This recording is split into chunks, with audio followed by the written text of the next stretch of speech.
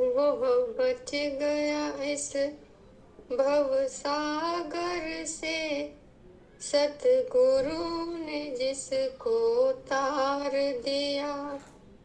वह बच गया इस भव सागर से, सतगुरु ने जिसको तार दिया। जिसे गुरु की संगत नहीं मिली, उसे काल कर्म ने मार दिया।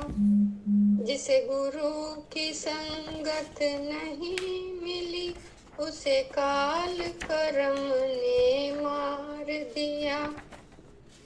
हुआ भाग उदय मेरा सजनी, मैं आ गया सतगुरु की शरणी।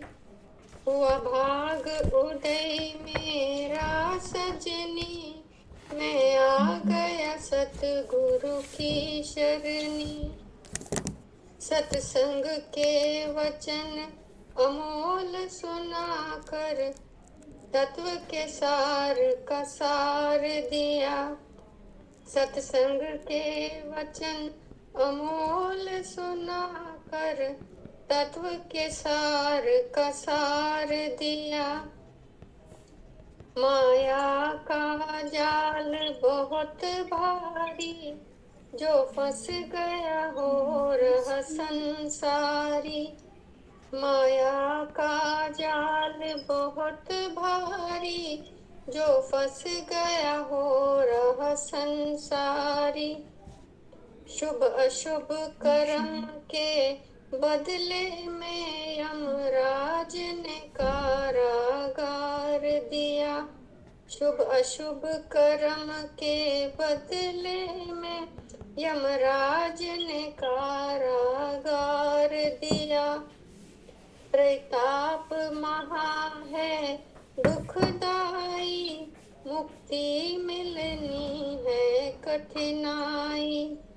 प्रताप महा है दुखदाई, मुक्ति मिलनी है कठिनाई। जो भरमा भोला जग में, उसके सर पर दुख का भार दिया। जो भरमा भूला जग में, उसके सर पर दुख का भार दिया। राधा स्वामी परम संत आए, निज दया से मुझको अपनाए। राधा स्वामी परम संत आए, निज दया से मुझको अपनाए।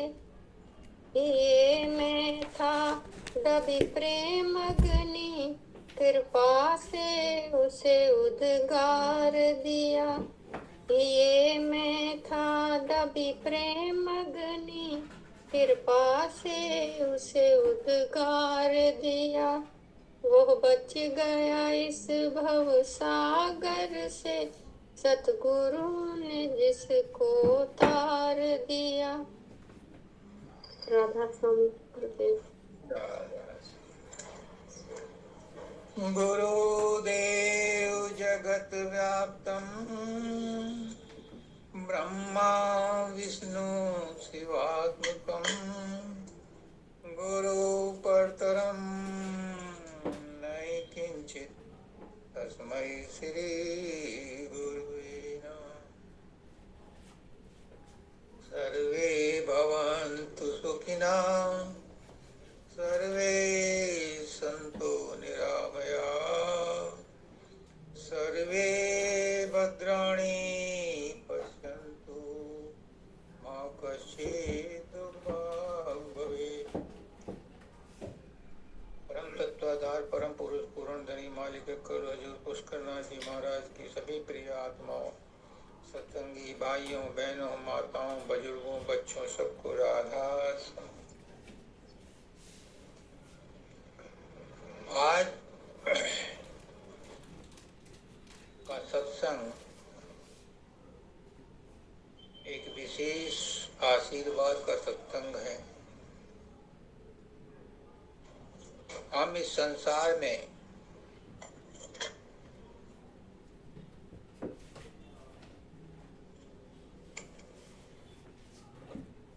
संसार में कहते हैं अपने आप को कि हम संसार में हैं, संसार में जीवित हैं। संसार में हैं का मतलब हम संसार में जीवित हैं।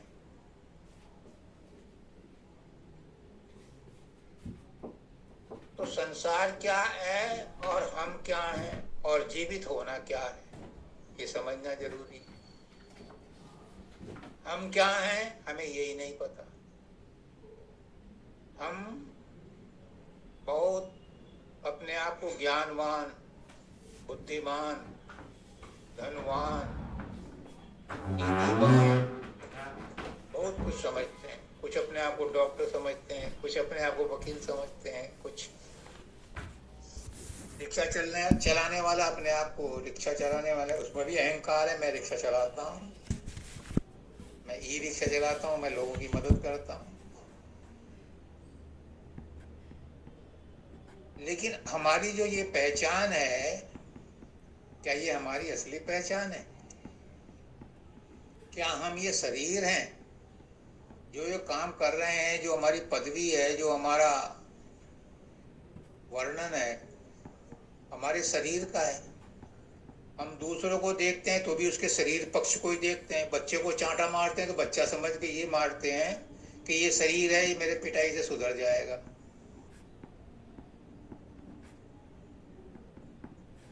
उसके आत्मा के पक्ष को हम कभी नहीं जानते, उसके मन के पक्ष को भी नहीं जानते कि ये गलती क्यों कर रहा है, इसे पता ही नहीं। हमने उसे चांटा मार दिया, हमने उसे डांट दिया, उसे यही पता नहीं कि मुझे किस बात की डांट पड़ी। उसने कोई गलत काम किया, उसे तो पता ही नहीं कि मैंने ये गलत काम था, हमने डांट दिया उसे, हमने चांटा मार दिया। तो हम कभी उसे ये नहीं कहते कि ये गलत काम है तो ये मत कर। 2-4 बार समझो ना माने तब चांटा मारो, तब तो उसको समझ में आएगा कि मुझे मना किया था, मैंने फिर भी किया तो मुझे चांटा लगा। अभी उसे पता ही नहीं इस बात का। ऐसे ही हम दूसरों के बारे में तो बहुत कुछ जानते हैं, अपने बारे में कुछ नहीं जानते कि मैं क्या हूं। मुझे किसने अधिकार दिया है दूसरे को बुरा कहने का? जज के पास अधिकार है, वो दोनों पक्षों को सुनता है और तब दंड का विधान करता है कि ये दोषी है। लेकिन हम बिना दूसरे की पक्ष को सुने भी उसे दोषी करार कर देते हैं कि ये गलत है। तो ये हमारी आदत जब खुद की नहीं सुधरेगी तो बच्चे कैसे सुधर जाएगा? बच्चा माँ बाप को दोषी मानना शुरू कर देता है, हम बच्चे को दोषी मानते हैं, बच्चे माँ बाप। लेकिन इस बात का कहीं भी खुलासा नहीं होता, कहीं भी आदान प्रदान नहीं होता कि भाई दोनों बैठ करके बात करो कि किसकी गलती है। तब जज क्या करता है? दोनों पक्षों को सुनता है और तब जाकर के वो दंड का विधान करता है। फिर उसके दंड से कोई सहमत नहीं है तो ऊपर हायर कोर्ट में जाकर के उसकी अपील करता है। लेकिन जब हम बच्चे के साथ व्यवहार करते हैं तो कोई हाई कोर्ट नहीं है, सुप्रीम कोर्ट नहीं है। हमने जजमेंट दिया, जड़ दिए थप्पड़। तो इस तरह से बच्चे को हम सुधारने की कोशिश करते हैं, बच्चा उससे सुधरता नहीं है। बच्चे के अंदर भी वो संस्कार पड़ जाते हैं, फिर वो इंटर्न वैसे ही अपने बच्चों के साथ भी करता है। और ये परिपाटी आज से नहीं चली आ रही है, जन्म जन्मांतरों से। तो हम अपने आप को सभ्य मानते हैं, लेकिन ये सभ्यता का गुण नहीं है।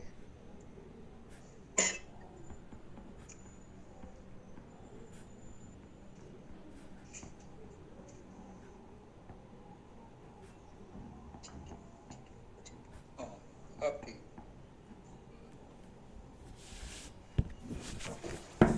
ये सभ्यता का गुण नहीं है। सभ्यता का गुण है कि हम अपना सा जीव सबका जाने ताई मिले अविनाशी। ये कबीर साहब जी कहते हैं, अपना सा जीव सबका जाने, यानी जब मुझे तकलीफ हो रही है, मुझे परेशानी है तो दूसरे को भी होगी। जिसको ये समझ में आ जाता है फिर वही सभ्यता का प्रतीक बन जाता है। अब सवाल ये है कि क्या हम जीवित हैं? हम जो भी महसूस कर रहे हैं इस संसार में,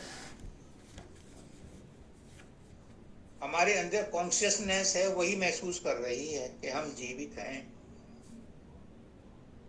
और कौन जीवित है? Who is live? इस लाइफ से ही लाइफ बना है। जो जीवित है वही जीवन है। हम कह रहे हैं कि हम बड़े कष्ट का जीवन जी रहे हैं, हम बड़ा सुख का जीवन जी रहे हैं, तो कौन जी रहा है? कौन है वो जीवित? कौन है वो जिंदा जो जीवन जी रहा है? और कौन है जो नरक का जीवन जी रहा है? स्वर्ग नरक पता नहीं कहीं होंगे, ज्योग्राफिकल एरिया मुझे नहीं पता कहाँ है, लेकिन इस संसार में ही हम जब रहते हैं तो अगर दुखी रहते हैं तो नरक का जीवन जी रहे हैं, सुखी हैं तो हम स्वर्ग का जीवन जी रहे हैं, और बीच में हैं तो सामान्य जीवन जी रहे हैं। लेकिन ये जीवन है क्या? कहाँ से आया? और जीवित कौन है? अगर ये बात समझ में आ जाए तो भवसागर से तार दिया। जिसको गुरु की संगत नहीं मिली उसे काल कर्म ने मार दिया। अगर ये बात समझ में आ जाए तो भवसागर से आसानी से पार हो जाओगे, और बात समझ में नहीं आती तो इसमें झकोले खाते रहोगे और बार बार जन्म मरण जन्म मरण जन्म मरण। अब सवाल ये कि कौन जीवित है? Life, what is life? Life क्या है? जीवन क्या है? कौन जीता है? कहाँ से आता है ये जीवन? साइंस वाले बहुत कोशिश कर रहे हैं कि जीवन कहाँ से आता है। अब उन्होंने एक नई रिसर्च की है कि एक धूम केतु है, उससे जो विकिरणें निकलती हैं वो जीवन बनाती हैं। होगा, मैं इस बहस में नहीं पड़ता, लेकिन मेरा जो सोचना है वो ये है। पुष्करनाथ जी कहते हैं, सभी संत कहते हैं, हमारे वेद शास्त्र भी कहते हैं कि उसने कहा मैं एक से अनेक हो जाऊं। चाहे इसे आप बिग बैंग थ्योरी कह लो। बिग बैंग में भी तो यही था कि विस्फोट हुआ और सारा संसार पैदा हो गया। हमारे गुरु कहते हैं कि उसने कहा मैं एक से अनेक हो जाऊं तो ये संसार में सब कुछ प्रकट हो गया। तो उसके पास क्या था? उसके पास कोई रॉ मटेरियल नहीं था। उसने अपने आप को ही विभिन्न रूपों में प्रकट कर दिया। प्रकट करके क्या किया कि खुद भी उसी में आ समाया। अगर उसमें से वो निकल जाता है तो उस शरीर को, जिसको हम ताई चाची मामा मामा नाना बाप माँ बेटा कहते हैं, जब तक उसके अंदर वो परमात्मा है तब तक हम उसकी इज्जत करते हैं, पूजा करते हैं, उसका मान सम्मान करते हैं। और जैसे ही वो परमात्मा की शक्ति उसमें से निकल जाती है तो वो सब हो जाता है। पुष्करनाथ जी कहते थे, मिस्टर खन्ना की लाश कब आ रही है हॉस्पिटल से? पहले कहते थे खन्ना साहब कब आ रहे हैं, अब कहते हैं कि डेड बॉडी कब आ रही है, तो वो डेड बॉडी बन जाता है। डेड बॉडी को जो छूता है उसे कहते पहले नहा के आ, तब खाना मिलेगा। इतना अंतर पड़ जाता है क्योंकि उसके अंदर से वो जीने वाला तत्व निकल गया। वो जीने वाला तत्व कौन है? वही है परमात्मा, वही है आत्मा। बड़े रूप में उसे परमात्मा कहते हैं, छोटे रूप में उसे आत्मा कहते हैं। तो समझाने का तरीका है अनेक ढंग से। तो जीवित कौन है इस शरीर में? इस शरीर में जीवित रहने वाली एक ही सत्ता है और वो है आत्मा, जो परमात्मा की। वही लाइफ है। अगर वो नहीं है तो लाइफ लेस है, वो है तो लाइफ है, और वो निकल गई तो लाइफ लेस है। लाइफ कौन है? लाइफ भी वही है। जिंदा भी वही है, वरना शरीर तो जड़ है, शरीर तो मृत है, शरीर तो 5 तत्वों का बना है। ये 5 तत्व आपस में एक दूसरे के दुश्मन हैं। आकाश वायु का दुश्मन है, वायु अग्नि का दुश्मन है, अग्नि पानी का दुश्मन है, पानी जल का दुश्मन है। लेकिन जब इनके अंदर वो लाइव बन करके रहता है तो ये सब मिल करके काम करते हैं।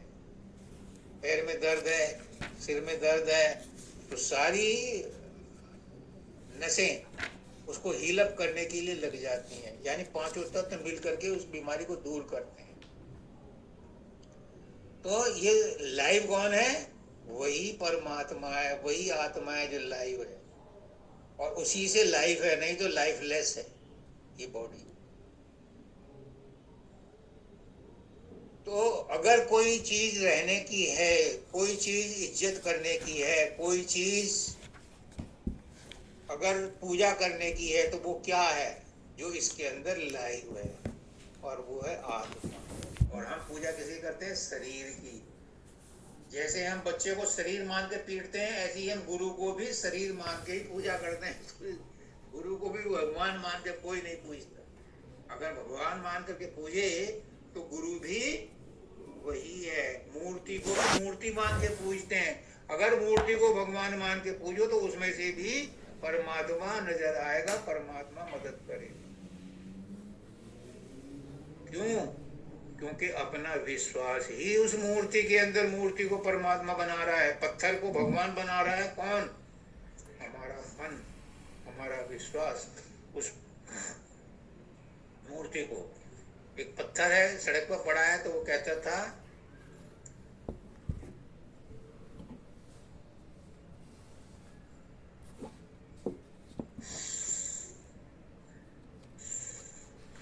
वो पत्थर, मुद्दतें हो गई ठोकरे खाते हुए, उस्ताद के हाथ में आया तो भगवान बन गया। वो पत्थर जिस पर हम पैर मक करके चलते हैं, जब वो उस्ताद के हाथ में आता है तो भगवान की मूर्ति गढ़ देता है, फिर वो पूजने लायक बन जाता है। पहले पत्थर पड़ा था, पैर पर मारते। वही मूर्ति अगर हम उसको भगवान माने तो उसमें से हमारी सारी मनोवांछित इच्छाएं पूरी होंगी। लेकिन मूर्ति को कोई भगवान मान के नहीं पूजता, मूर्ति को मूर्ति मान के पूजते हैं। अपनी आस्था को उसमें अगर बिठा दें तो वही परमात्मा। क्यों है? फिर वही बात कि मैं एक से अनेक हो जाऊं, उस पत्थर में भी तो वही है। पत्थर मृत नहीं है, पत्थर जड़ नहीं है, पत्थर में भी जान है, उसमें भी सांस है, स्लो है। साइंटिस्ट कहते हैं कि पत्थर भी सांस लेता है, उसकी भी एजिंग होती है, उसका भी डिके होता है, वो भी नष्ट होती है, चट्टान भी नष्ट होती है समय पर आकर, क्योंकि उसके अंदर भी स्लो प्रोसेस है डिकेइंग की। तो डिकेइंग कौन होगा? वही होगा जो लाइव है, जो जिंदा है, वही डिके होगा। तो जिसको हम जड़ कहते हैं वो भी जड़ नहीं है पूरी तरह से, उसमें भी वही परमात्मा मौजूद है, उसका रूप बदला हुआ है। पत्थर में वो सुप्त अवस्था में है, वनस्पति में वो चेतन अवस्था में है, अर्धचेतन अवस्था में, सॉरी, और पशु पक्षियों में वो चेतन अवस्था में, और मनुष्य में वो आत्मचेतन है, और अपने आप में वो चेतन घन है वही सब रूपों में, लेकिन उसकी डिग्री बदली हुई है। तो ये तो पता चल गया कि इस शरीर में जीवित चीज क्या है। ये तो बात समझ में आ गई। अब वो जीवित चीज जो है अपने आप में कोई फंक्शन नहीं करती। इलेक्ट्रिसिटी अपने आप में कोई फंक्शन नहीं करती है, उसकी मौजूदगी है, लेकिन अपने आप में कोई फंक्शन नहीं करती। जब उसके सामने दूसरा तत्व लाया जाएगा उस पर रिएक्ट करती है। ऐसा ही है, जो भी उसके सामने दूसरा पदार्थ लाया जाएगा उस पर रिएक्ट करती है, अपने आप में नहीं करेगी। इलेक्ट्रिसिटी है, उसमें एनर्जी भी है, उसमें पावर भी है। एनर्जी पावर एक कोई कहते होंगे, अलग अलग भी हो सकती हैं, लेकिन अपने आप में वो धक्का नहीं मारती किसी को। जब कोई मैटर उसके पास जाएगा तो उस पर वो रिएक्ट करेगी, उसे धक्का मारेगी, पुश करेगी, उसको वो एनर्जी देगी और वो उसकी एनर्जी लेकर के सारे काम करेगा। बिजली की मोटर है, जब उससे एनर्जी, बिजली की करंट उसमें पास होगा तो वो मोटर सैकड़ों काम करेगी। एसी में ठंडा करेगी, हीटर में गर्म करेगी, फैक्ट्री में मशीन चलाएगी। है तो वो इलेक्ट्रिसिटी, अपने आप में कुछ नहीं करती। तो वो जो परमात्मा का अंश आत्मा इन सब चीजों में आया, उसको रिएक्ट करने के लिए कुछ दूसरा चाहिए। एक तरफ जड़ पदार्थ है, एक तरफ आत्म चैतन्य पदार्थ है, आत्मा है, एक बीच में और चाहिए जो इनको माध्यम बने इनके रिएक्शन का, और वो है सूक्ष्म शरीर, वो है मन। जब मन बीच में पड़ता है तो ये रिएक्शन शुरू होते हैं। आत्मा अपने आप में कुछ नहीं करती, मन जो है आत्मा से करंट लेता है और शरीर को चलाता है। ये है मैकेनिज्म। अब अगर हमें अपने आप को समझना है, मैं दुनिया के बारे में क्या जानूं, मैं तो अपने आप को समझ रहा हूं कि अगर हमें अपने आप को समझना है तो हमें मानना पड़ेगा एक तत्व तो हमारे अंदर जड़ पदार्थ है, एक तत्व हमारे अंदर चैतन्य पदार्थ है, परमात्मा है, एक तत्व हमारे अंदर मन है। तब हमारा ये झमेला शुरू होता है, तब हमारा ये मशीन में, वॉशिंग मशीन में ये धुलाई होती है। अब ये मन कहां से आया? आत्मा एक है। सुप्रीम कॉन्शियसनेस ने अपने आप को कहा कि मैं एक से अनेक हो जाऊं, तो अनेक रूपों में वो खुद ही अपने आप ही कन्वर्ट। तो मन कहां से आया? मन आया यूनिवर्सल माइंड से। और यूनिवर्सल माइंड क्या है? वही ब्रह्मांडी मन है, और इसी को मानववादी कहते हैं यही विष्णु है। यही विष्णु है और इसके साथ में ही लगे हैं।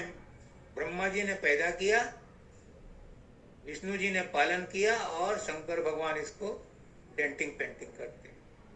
ये तीनों शक्तियां मन की शक्तियां हैं, और मन आया यूनिवर्सल माइंड से।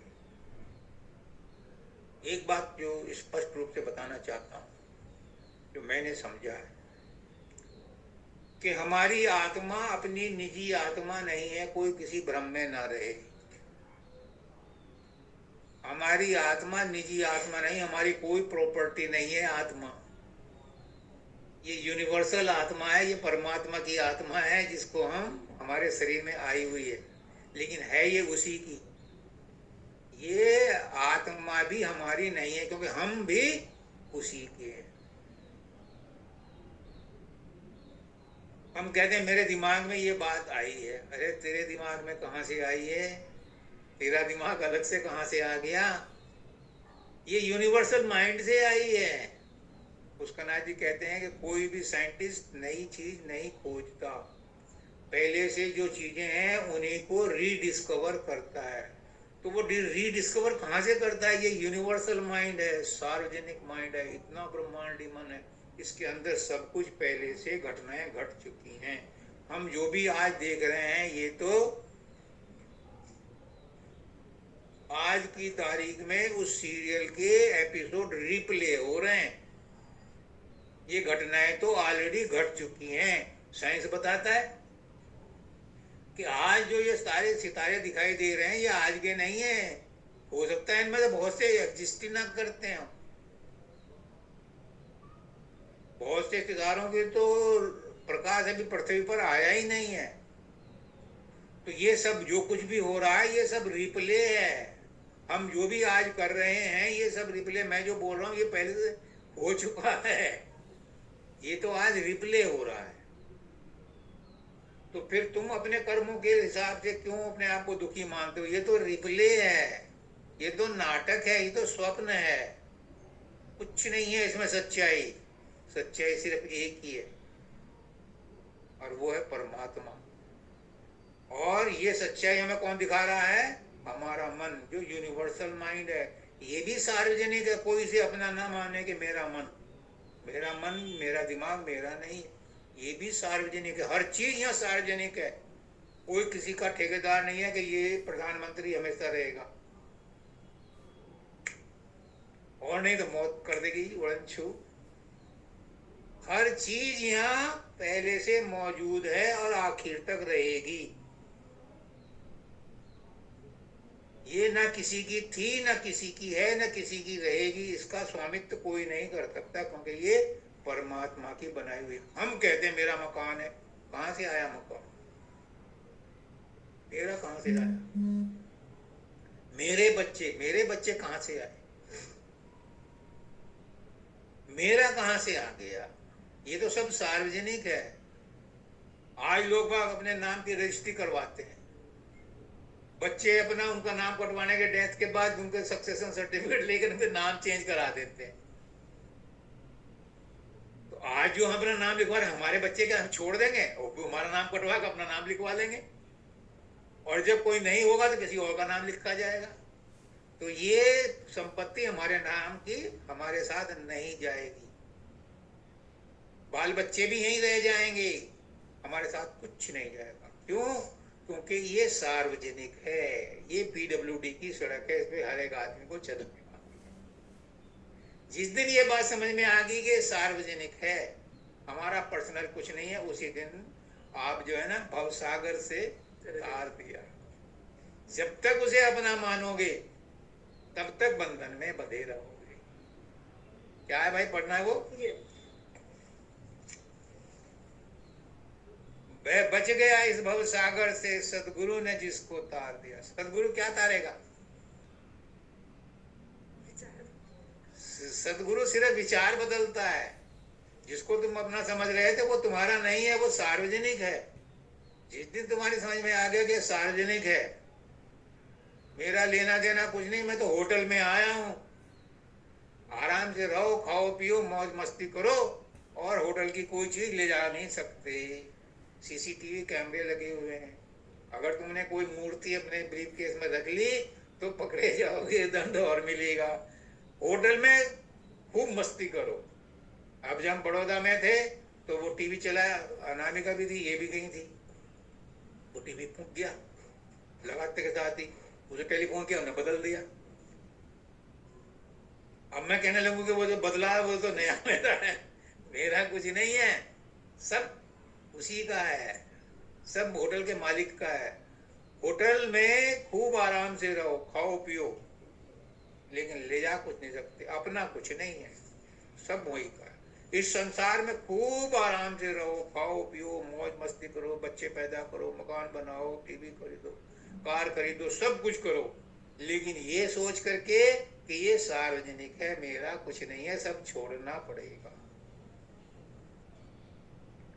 जिसे गुरु की संगत नहीं मिली उसे काल कर्म ने मार दिया, फिर उसे पकड़ा जाएगा तो वो अपने नियम के हिसाब से जैसा कोई करेगा वैसा फल देगा भगवान। फिर कर्मों का सिद्धांत लागू हो जाता है, फिर जज बैठ जाता है, कौन तूने ये काम किए, अब तू इसी योनि में जा।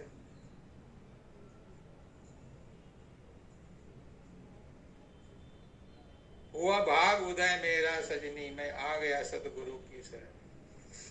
सतगुरु सत्संग के वचन अमोल सुना, तत्व के सार का सार दिया। तुलसीदास जी कहते हैं, बड़े भाग मानुष तन पावा, सुर दुर्लभ सुर नर मुनि, क्या सुर दुर्लभ संतन सब गावा। ये मनुष्य जन्म जो है बड़े भाग्य से मिलता है। देवता लोग भी तरसते रहते हैं, क्योंकि देवताओं को 24 घंटे की ड्यूटी मिली हुई है। उनकी मुक्ति नहीं है, उनका सूक्ष्म शरीर है, और मुक्ति के लिए आत्मा को स्थूल शरीर चाहिए, सूक्ष्म शरीर वालों को नहीं मिलती। इसलिए सूक्ष्म शरीर में प्रेत आत्माएं भी रहती हैं, देवता भी रहते हैं, उन्हें मुक्ति नहीं। जब फिर दोबारा से जन्म लेंगे तब कहीं मनुष्य जन्म मिलेगा, अच्छे कर्म करेगा तो मुक्ति की संभावना है, वरना मुक्ति नहीं मिलती। मुक्ति सिर्फ मनुष्य योनि में मिलती है, और मनुष्य योनि में भी कब मिलती है? जब उसे गुरु मिलता है, क्योंकि अपनी मर्जी से तो वो कुछ का कुछ करता है। ऋषि मुनि क्या थे? बड़े तपस्वी थे, 1000-1000 साल, 10,000 साल, 100 साल तपस्या करते थे, लेकिन गुरु नहीं मिला होता था तो फौरन अपने जो भी उन्हें सिद्धि शक्ति मिलती थी उसके बल पे किसी को श्राप दे दिया, तो सारी तपस्या गई गटर में। तो ये समझ कौन देता है? ये गुरु देता है कि इन सिद्धि शक्तियों से बच कर रहो। सिद्धि शक्तियां हमारे उन्नति में बाधा डालती हैं। क्यों? सिद्धि शक्तियां कहाँ से मिलती हैं?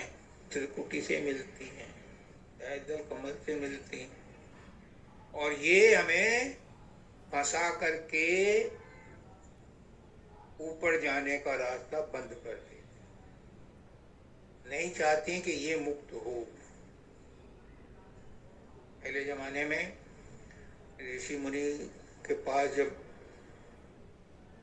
शिष्य जाता था तो उसे दीक्षा दे करके कहते थे 10 गाय ले जा, जब 100 हो जाएंगी तब मेरे पास आना, अगला चैप्टर तो बताओ। वो उन 10 गायों की खूब देखभाल करता था, कोई बछड़ा बछिया उस ग्रुप से बाहर ना निकल जाए, रात दिन उसकी चौकीदारी करता था।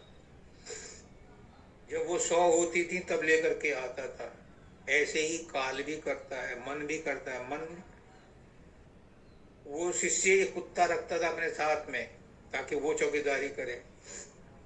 तो हमारे अंदर भी मन को जो है काल का एजेंट बना के बैठा रखा है। ये भी हमें फंसाने के लिए तरह तरह के प्रलोभन और वासनाओं में फंसाता रहता है, ताकि हम इसके बंधन से, इसके जाल से बाहर ना निकले। लेकिन जिसको सतगुरु मिल जाता है उस पर अपना ठप्पा लगा देता है, फिर काल उसको नहीं रोकता, फिर मन उसको नहीं रोकता।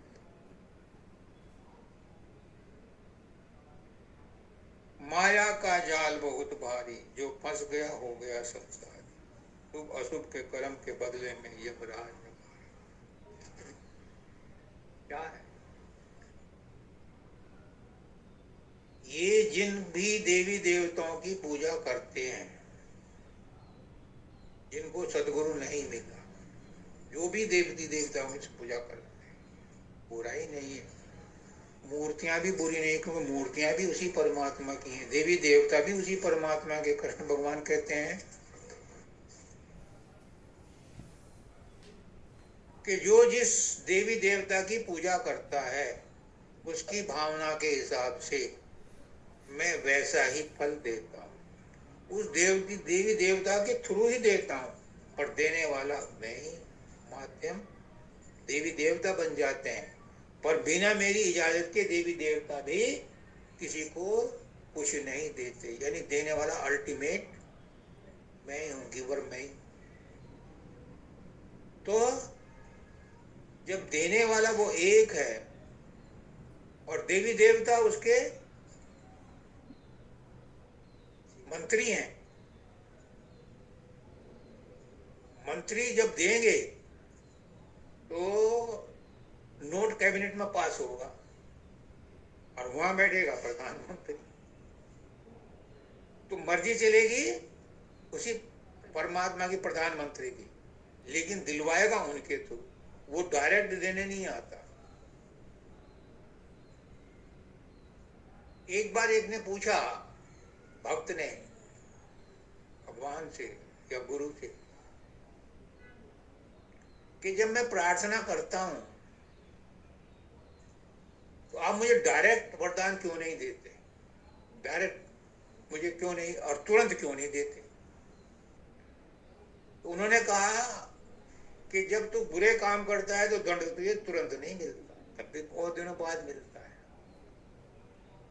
और मैं डायरेक्ट तुझे इसलिए नहीं देता हूं कि अगर कोई प्रधानमंत्री का दोस्त है और वो कहे जी आज मेरे घर में पानी नहीं आया, तो प्रधानमंत्री बाल्टी भर के पानी नहीं ले जाएगा, वो अपने मंत्री को टेलीफोन करेगा, वो मैकेनिक को भेजेगा, वो ठीक करके आएगा।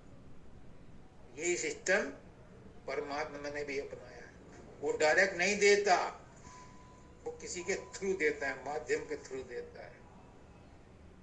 इसीलिए कहते हैं कि जब भगवान छप्पर फाड़ के देता है तो वो भी डायरेक्ट नहीं देता, वो भी माध्यम बनाता है। और जब मौत आती है तो भी डायरेक्ट नहीं आती, तो भी कोई ना कोई बहाना हो जाता है कि हार्ट अटैक हो गया, हार्ट अटैक एक बहाना हो गया, जाना तो था, उसका एक्सीडेंट हो गया, एक्सीडेंट भी एक बहाना है, जाने का बहाना है। तो बहाना बनाता है यानी माध्यम बनाता है, वो डायरेक्ट फेस टू फेस नहीं करता। क्यों नहीं करता? करता है, किससे करता है?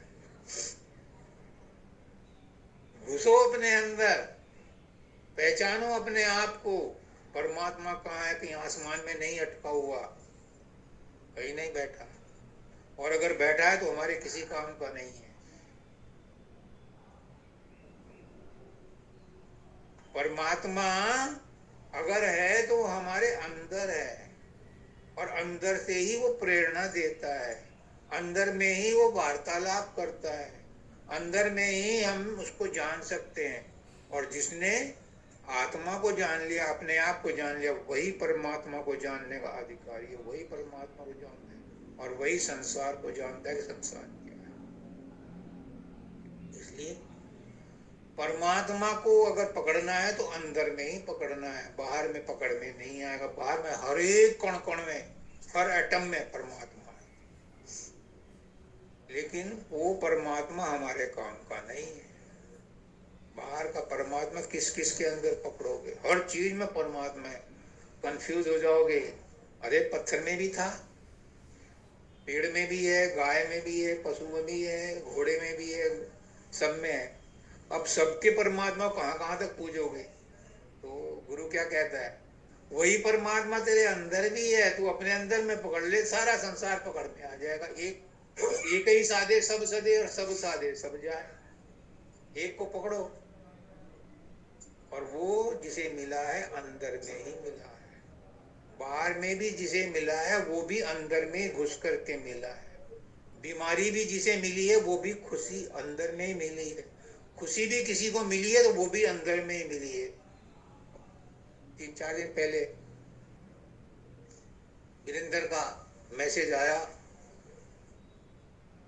कि जीवन धन्य हो गया, तो मैंने उसे मैसेज में डाला, मैं जीवन कहाँ से आया और धन्यता कहाँ से आई? ये भी तेरे अंदर ही थी, तभी तो मिली। बाहर के जीवन की धन्यता से तू धन्य नहीं हो सकता। तेरा जीवन धन्य हुआ तो अंदर में ही हुआ।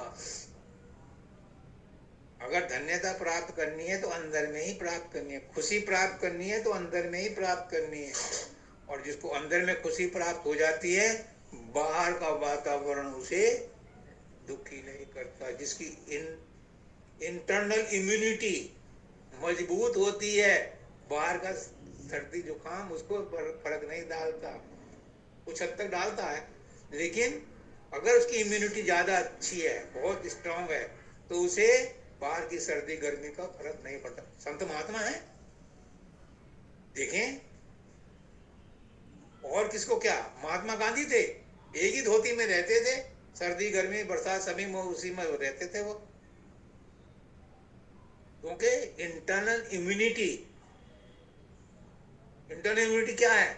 आत्मा से कनेक्शन। जिसका आत्मा के साथ कनेक्शन हो जाता है उसे बाहर का यश अपयश, मान हानि, लाभ हानि, जीवन मृत्यु, इन चीजों से उसे फर्क नहीं पड़ता। वो इम्यूनिटी तो है। वो क्या है? वो इम्यूनिटी है। जय पराजय, लाभा लाभो जया जय। वो कहते हैं वशिष्ठ जी भरत से, सुनो भरत भावी विकर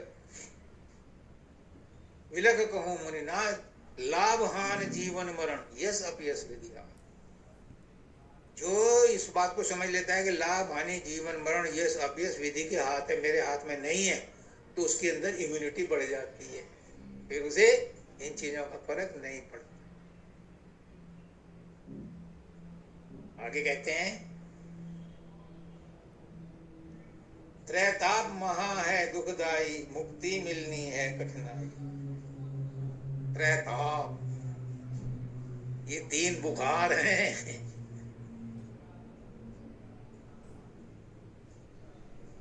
तू तो आया नरदेही में धर फकीर का भेसा, और दुखी जीव को अंग लगा कर ले जा गुरु के जैसा। 3 ताप से जीव दुखी है, निबल अबल अज्ञानी, और तेरा काम दया का भाई नाम दान देगा। ये 3 ताप हैं जिनसे हर प्राणी दुखी है। क्या 3 ताप? शरीर का दुख, मन की चिंता, मन का रोग, और आत्मा का अज्ञान।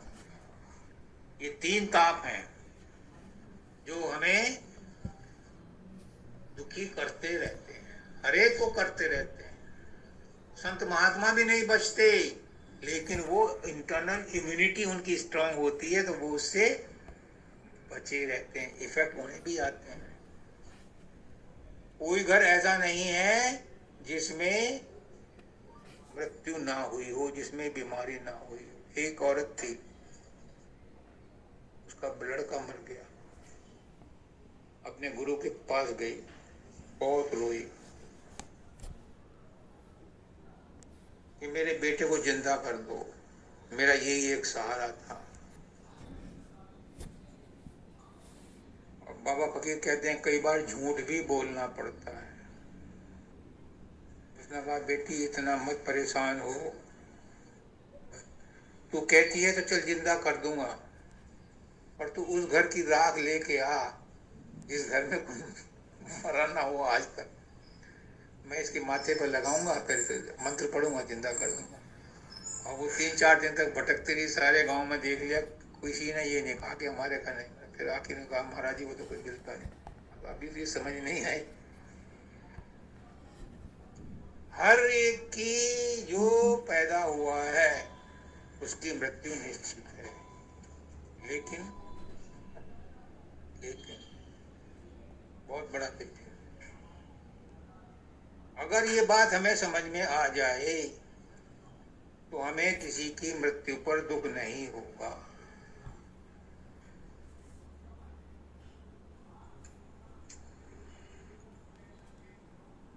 पुष्करनाथ जी कहते हैं कि अगर तुम्हें मृत्यु से इतना दुख है, इतना डर है,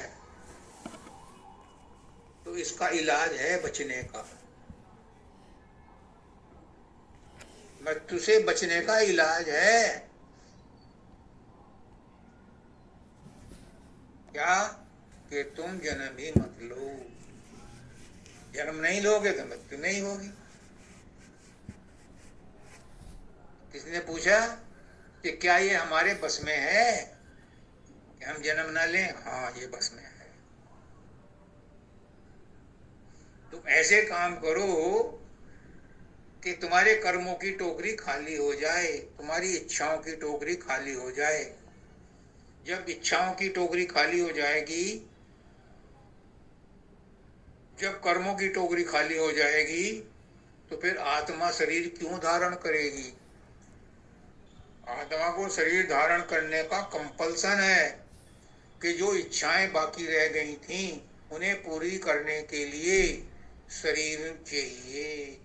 बिना शरीर के इच्छाओं की पूर्ति नहीं हो सकती, इसलिए आत्मा को शरीर धारण करना पड़ता है। और जब कॉज ही नहीं रहेगा तो इफेक्ट भी क्यों होगा? कॉज और इफेक्ट फॉलो करते हैं। कॉज है तो इफेक्ट होगा, एक्शन है तो रिएक्शन होगा। अगर कॉज ही हट जाए तो फिर इफेक्ट भी नहीं होगा। सही है।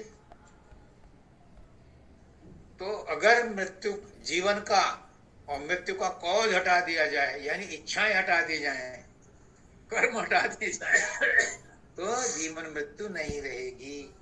लेकिन ये होगा नहीं। ये कब होगा? महाप्रलय के टाइम में। तब तक ये ऐसे ही चलता रहेगा। लेकिन एक ऑप्शन दिया है कि महाप्रलय तक इंतजार करो, चॉइस इज योर्स। कितने झटके खाओगे, कितने किन जन्मों में, किन किन योनियों में भुगतोगे, ये तुम देख लो। या फिर उससे पहले टोरंटो पकड़ के आ जाओ, हवाई जहाज का टिकट बुक करा के आ जाओ मेरे पास। और वो टिकट सदगुरु की दुकान पर मिलता है। बाकी सारे काउंटर जो हैं आवागमन का टिकट जारी करने के लिए बनाए गए। सदगुरु की दुकान पर ही तुम्हारा आने जाने का टिकट कैंसिल होता है। आगे क्या कहते हैं?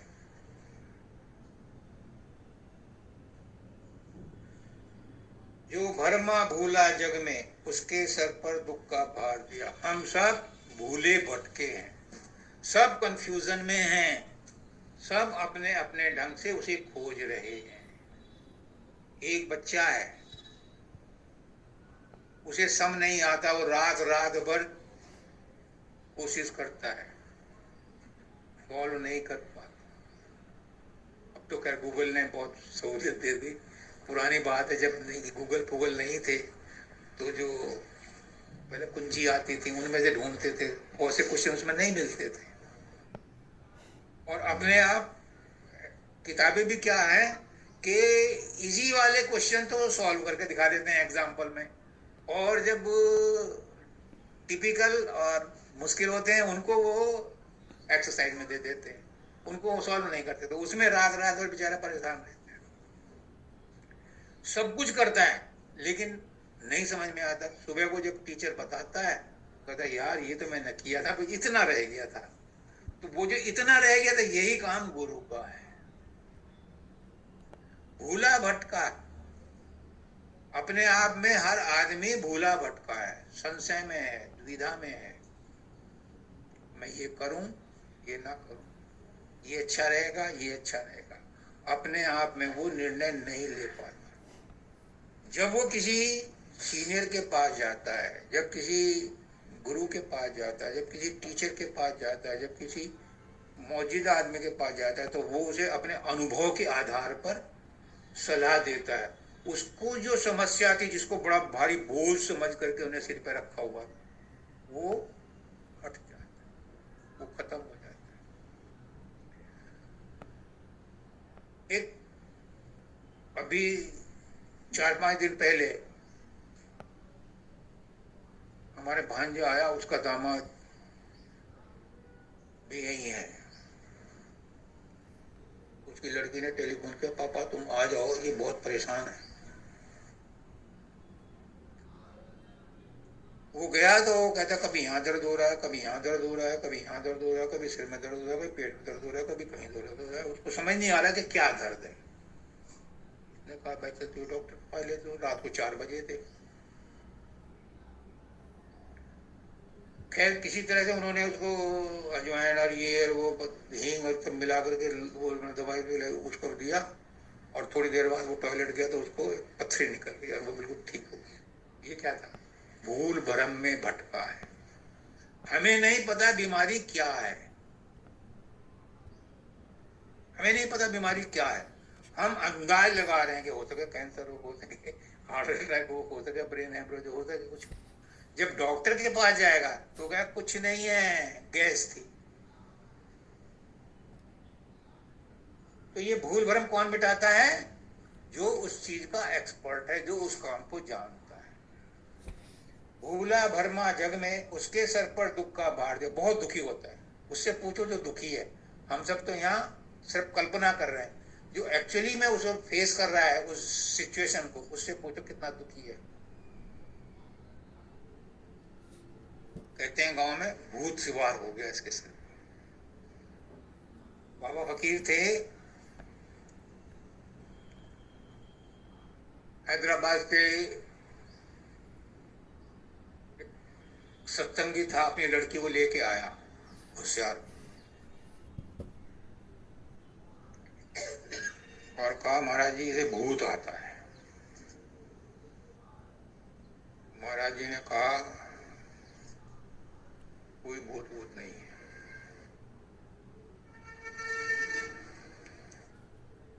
कोई भूत भूत नहीं आता। ये इसके वही कहे ना, disease is an image of thought kept in mind. बीमारी एक कल्पना है, दिमाग के अंदर उसकी छाया बैठा दी गई है। इसके अंदर भी कुछ विचार हैं जो बैठा दिए गए हैं या बैठ गए हैं, जिनको आप लोग भूत कहते हैं। उन्होंने कहा जब भी भूत आए इसे ये प्रसाद दे देना और कहना कि बाबा फकीर ने कहा है।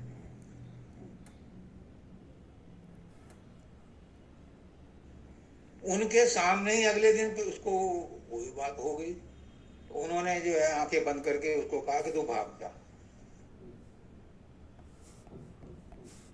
चला गया, उसके बाद नहीं आया। क्यों? वो विचार था और उसको नया विचार दे दिया कि भूत नहीं है, भूत भाग गया, एक नया विचार दे दिया। तो हम सब अपने आप में भरमे हुए हैं। एक आदमी बहुत अपने आप को बीमार कहता है, दूसरा आता है उसके बाद, यार तू अच्छा हट्टा कट्टा है, तू कहाँ से बीमार लग रहा है? तो नहीं लगता। डॉक्टर आता है, कहता है कि मैंने तेरे टेस्ट करा लिए, तू तो बीमार नहीं है। अब वो 2 दिन पहले बीमार था, आज 2 दिन बाद वो बीमार नहीं है। कहाँ से? एक नया विचार दे दिया कि तू बीमार नहीं है। ये विचारों का ही खेल है। भ्रम क्या है? भ्रम है हमारे गंदे विचार, हमारे अनसॉल्व्ड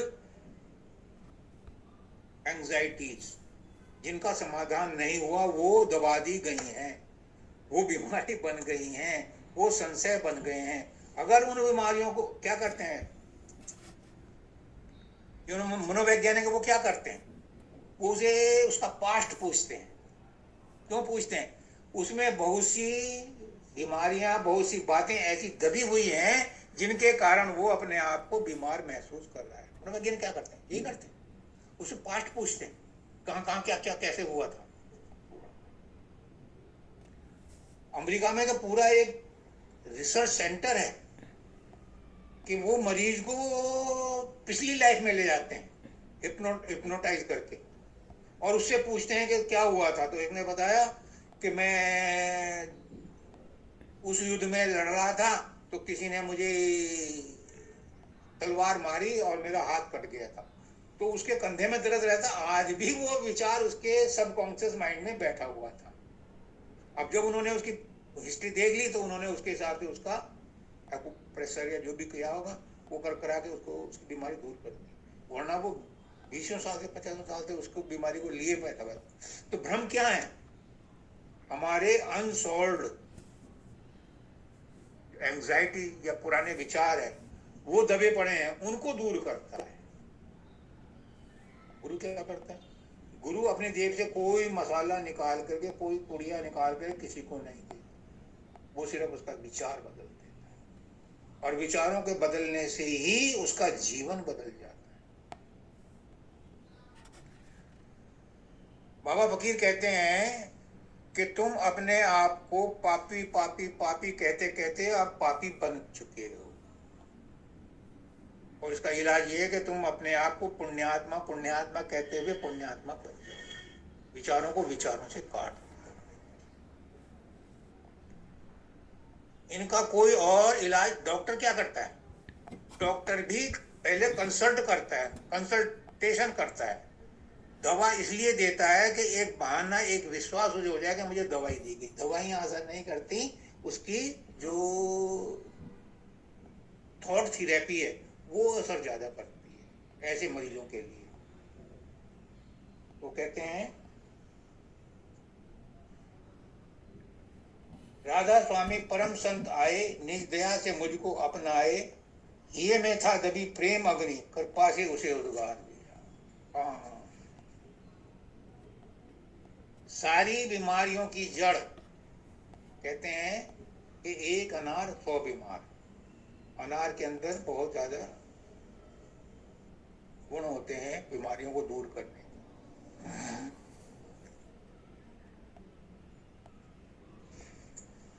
ऐसे ही मैं तो कहता हूं कि शारीरिक, मानसिक और आत्मिक जो त्रैताप हैं, 3 बुखार हैं, शरीर का दुख, मन की चिंता और आत्मा का अज्ञान, ये भी बहुत बड़ा भवसागर है। इसका इलाज है प्रेम। ढाई आखर प्रेम का पढ़े से पंडित। प्रेम बाजार में नहीं मिलता। प्रेम के देश से हम आए हैं, लेकिन हमारा प्रेम सूख गया, हमारा प्रेम संसार में बट गया, हमारे पास प्रेम नहीं बचा। थोड़ा बहुत बचा है तो मोह बचा है, जिसको हम कहते हैं कि हम प्रेम करते हैं, वो प्रेम नहीं है, वो मोह है। क्योंकि हम उसके बदले में उससे उम्मीद करते हैं, मैं पति की सेवा करती हूँ तो पति मेरी बात सुने, मेरी बात माने। ये प्रेम नहीं है। प्रेम अगर है, अपना अहंकार तजना ही प्रेम है, अपने आप को मिटा देना ही प्रेम है। प्रेम एक तरफा होता है। जिसके अंदर प्रेम है उसे कोई बीमारी नहीं हो सकती, क्योंकि बीमारी किसको होगी? शरीर में, मन में और आत्मा में। और प्रेम इन सबसे ऊपर है। सुना जी कहते थे कि तुम संसार से ऊपर उठ जाओ। अब संसार से ऊपर उठने का मतलब ये नहीं कि 7वीं 8वीं मंजिल पर पहुंच जाओ। संसार से ऊपर उठने का मतलब है कि संसार की भावनाओं में मत बहो, संसार के विचारों में मत बहो, संसार में रहो, सारे काम करो। जैसे मुर्गा भी सारा दिन पानी में रहती है, लेकिन जब उड़ती है तो सूखे पंखों से उड़ती है। ऐसे ही संसार में रहो, संसार के सब काम करो, सब जिम्मेदारियां पूरी करो, ईमानदारी से करो, जी जान से करो, जितना ज्यादा कर सकते हो उतना करो, लेकिन अपने आप को भूल जाओ कि तूने किया। ये कब होगा? जब उसके अंदर प्रेम होगा। प्रेम, प्रेम सब कोई कहे, प्रेम न चीने कोई, और 8 पैर ही ना रहे। प्रेम का प्रेम तो हर वक्त डूबा रहता है, किसमें? अपने प्रियतम में, अपने प्रियतम को खुश रखने में। वो कैसे खुश होगा? मुझे तकलीफ है, मुझे ये पता ही नहीं चलता कि मुझे तकलीफ है। मैं प्रेम कर रही हूं, मुझे पता ही नहीं प्रेम कर रही हूं। प्रेम में अपने आप को फना कर देना है। और जिसने अपने आप को फना कर दिया उसे शरीर की बीमारी रहेगी नहीं, क्योंकि उसे तो महसूस ही नहीं होगा कि तू बीमार है। उसे मन की चिंता भी नहीं रहेगी, क्योंकि चिंता तो उसने अपने प्रीतम को दे दी। उसे अज्ञान भी नहीं रहेगा, क्योंकि प्रेम सब ज्ञानों का ज्ञान है। तो इन्होंने कहा कि प्रेम का ज्ञान भर दिया सतगुरु ने, तो फिर सारी बीमारियां, सारे संकट सब मिट गए।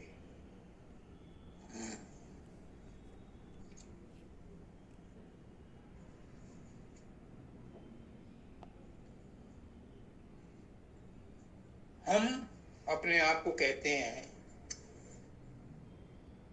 कि हम परमात्मा को प्यार करते हैं। एक छोटा बच्चा था, 2.5-3 साल का, उसके दादा उसे गोद में लिए हुए थे। उसने कहा कि दादू दादू आप खुदा को प्यार करते हो? हाँ बेटे, बहुत प्यार करता हूं। थोड़ी देर बाद उसने कहा कि दादू दादू आप मुझे प्यार करते हो? अब हाँ बेटे आपको बहुत प्यार करता हूँ। अब यूं आप तो उसे प्यार कर ही नहीं सकते। अगर मुझसे प्यार करते हो तो दादू उससे भगवान से नहीं कर सकते, और भगवान को प्यार करते हो तो मुझसे नहीं कर सकते। आपका प्रेम बट गया। मुझसे जो प्यार करते हो ये मोह है। भगवान से जो प्यार करते हो उसके बदले कुछ चाहते हो, इसलिए तुम्हारा प्रेम विशुद्ध प्रेम नहीं है। प्रेम में तो चाहत रहती ही नहीं, जब चाहत मिट जाती है तो प्रेम बनता है। और जिसकी चाहत मिट गई, चाह गई चिंता मिटी मनवा बेपरवाह, उसको कुछ न चाहिए जो शान का सा। फिर उसको कुछ नहीं चाहिए, फिर उसे परमात्मा भी नहीं चाहिए, क्योंकि परमात्मा तो उसके अंग संग रहता है। परमात्मा उसके पैरों पर पैर रख करके चलता है। इसको कहीं गिर ना जाए, इसको कहीं कुछ हो ना जाए, उसके लिए त्याग चाहिए। और त्याग क्या है? अपने अहंकार का त्याग ही त्याग है। अहंकार का तजना ही फना होना, वरना खाक को क्या खाक में खाक मिला है कोई। अब सवाल ये है, हाँ, सवाल ये है कि हम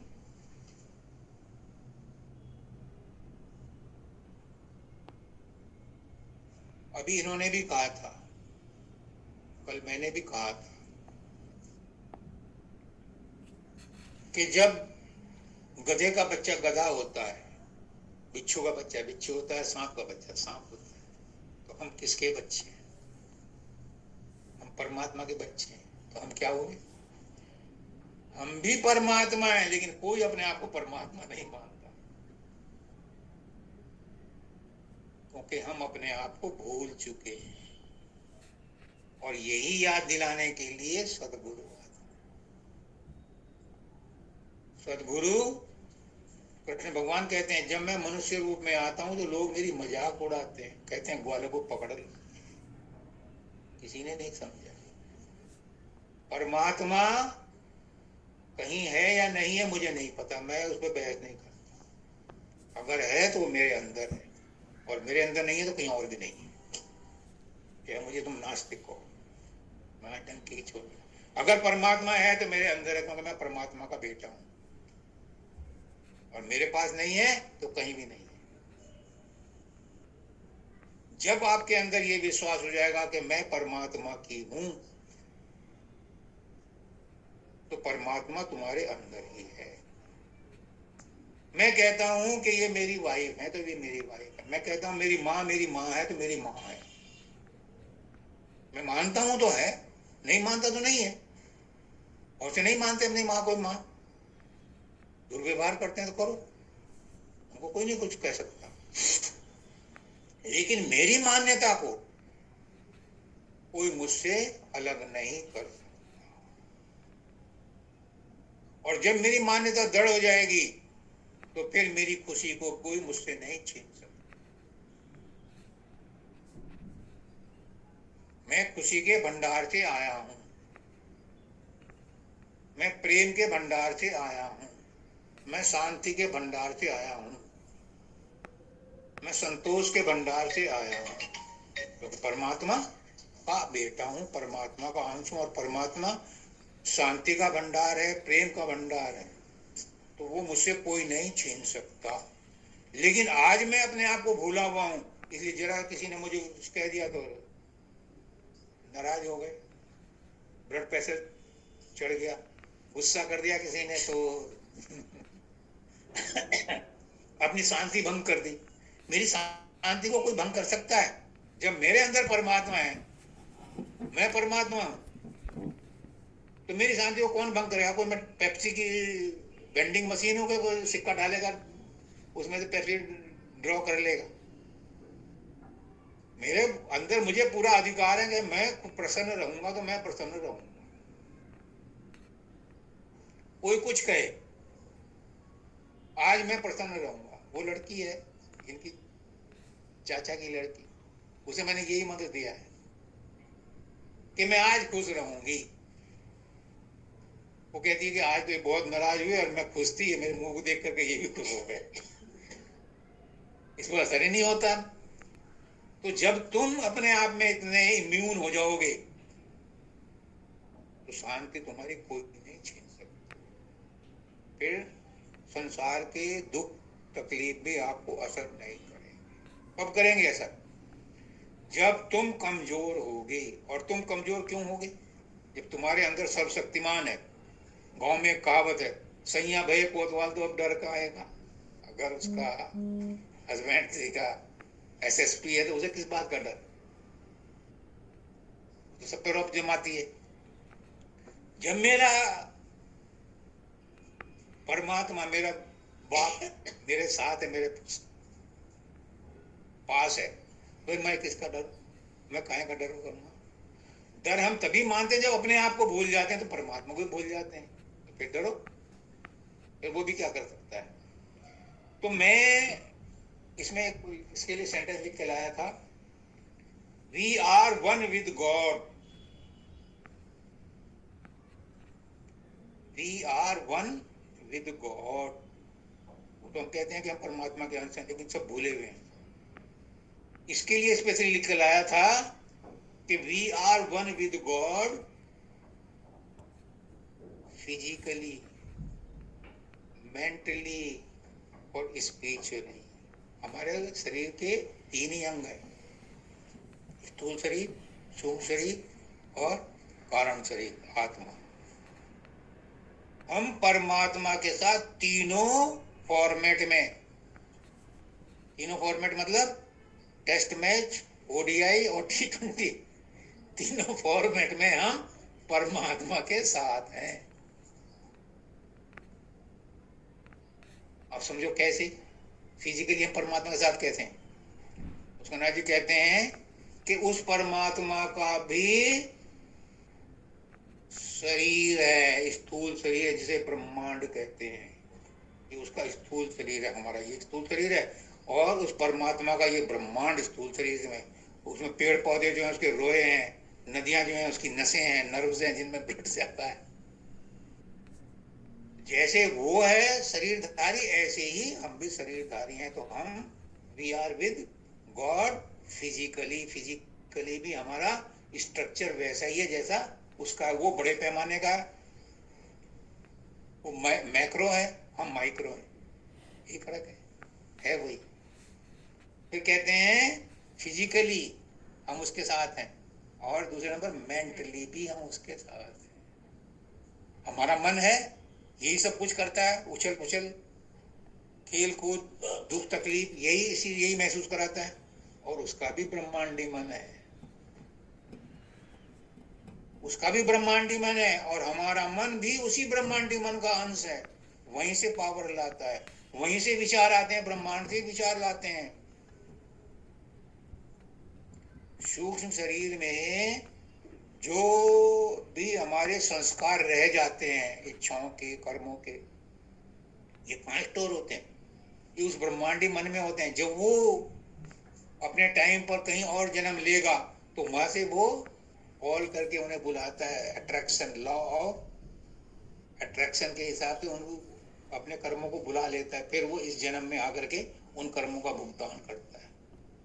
तो मन भी हमारा उस परमात्मा के ब्रह्मांडी मन से ही निकला हुआ है। और तीसरी स्टेज क्या है? स्पिरिचुअलिटी। हमारी जो आत्मा है वो भी उस मालिक की आत्मा से निकली है।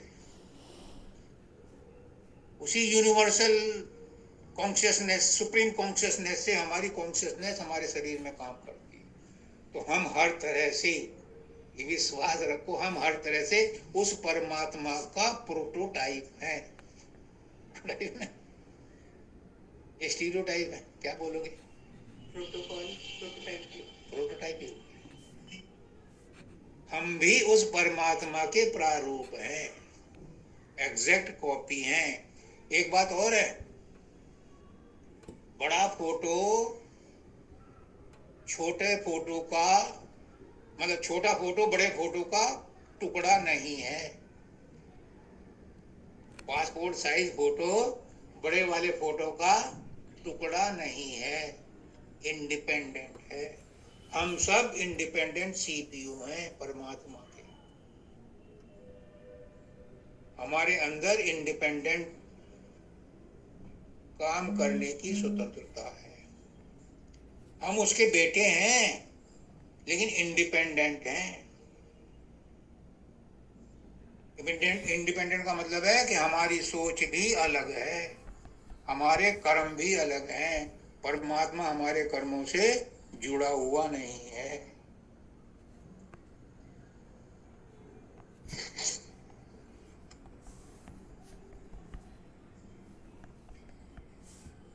परमात्मा और हम में अनेक विभिन्नताएं हैं, लेकिन एक एकता है और वो है आत्मा की।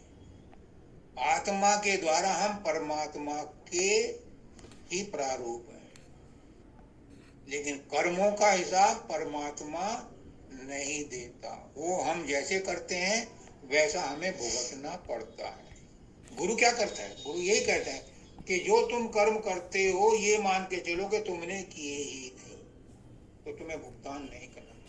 जब तुम कहो कि मेरे से गलती हो गई तो फिर भुगतो। मैंने किया ही नहीं, अब ये कोई कहने लगे कत्ल करके कि मैंने तो किया ही नहीं।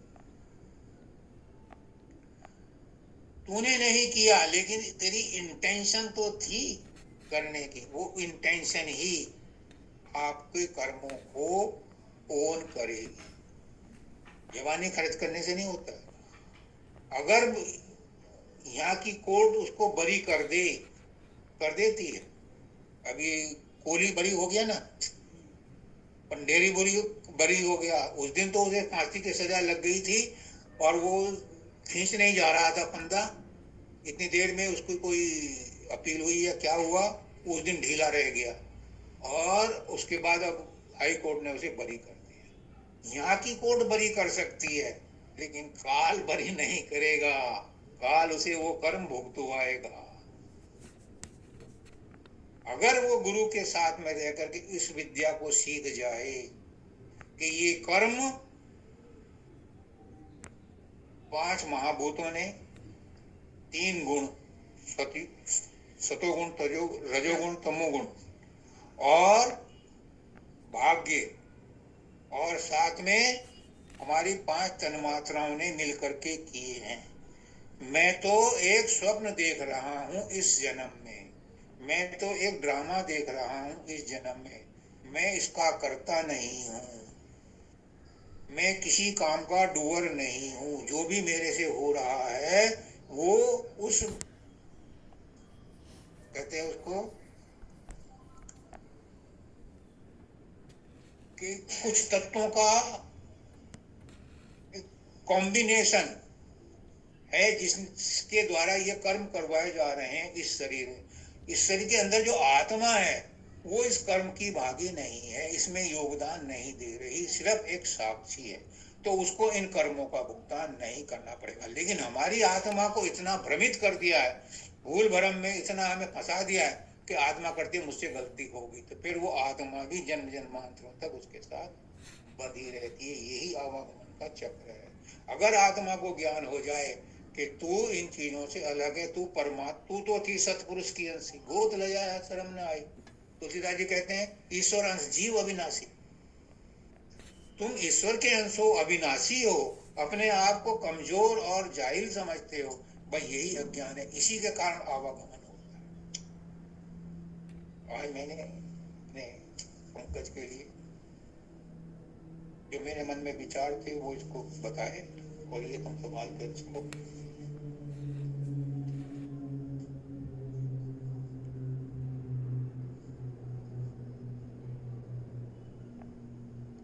अपने आप को जिस इष्ट को मानते हो, जिस परमात्मा को मानते हो, जिस देवी देवता को मानते हो, जिस किसी को भी मानते हो, उसे पूर्ण मानो, उसे कंप्लीट सर्वे सर्वा मानो, उसमें कमी मत मानो, किसी एक को मानो।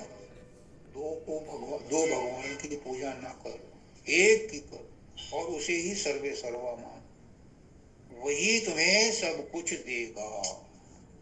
जो एक को पूजता है वही अपने लक्ष्य को प्राप्त करता है। 4 मामा का भांजा भूखा ही रहता है, एक कहानी भी सुनी होगी कि एक 4 दोस्त थे, एक नदी पार करनी थी, तो सरदार जी ने कहा वाहे गुरु, और पार हो गया। क्रिश्चियन था, उसने कहा वो गॉड, पार हो गया। मुसलमान था या खुदा, पार हो गया। और हिंदू का जब नंबर आया, कभी गणेश जी को याद करे, कृष्ण को याद करे, कभी राम जी को याद करे, और वो रास्ते में ही डूब गया। इसलिए एक को मानो, किसी एक को मानो, क्योंकि सारे देवी देवता उसी के अंदर समाये हुए हैं। कृष्ण भगवान कहते हैं गीता में कि जो जिसको मानता है मैं उसी के द्वारा उसकी इच्छा पूरी कराता हूं। यो मान, जो मुझे सब में और सबको मुझ में मानता है वो मेरा प्रिय भक्त है। तो एक इष्ट को मानो, वही इष्ट में पार लगाएगा। दो को मत मानो, उससे कंफ्यूजन हो जाएगा कि कौन मदद करे।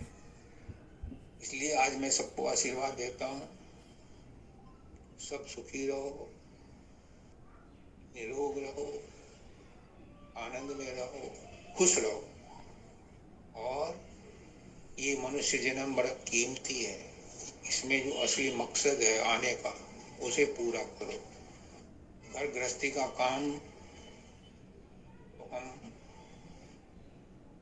हर योनि में करते आए, लेकिन इस मनुष्य योनि में हमें विशेष मकसद मिला है, विशेष लक्ष्य मिला है कि अपने आप को जानो, मैं कौन हूँ। जो अपने आप को जान जाता है वही परमात्मा को जान जाता है, वही संसार को जान जाता है। सबको राधा।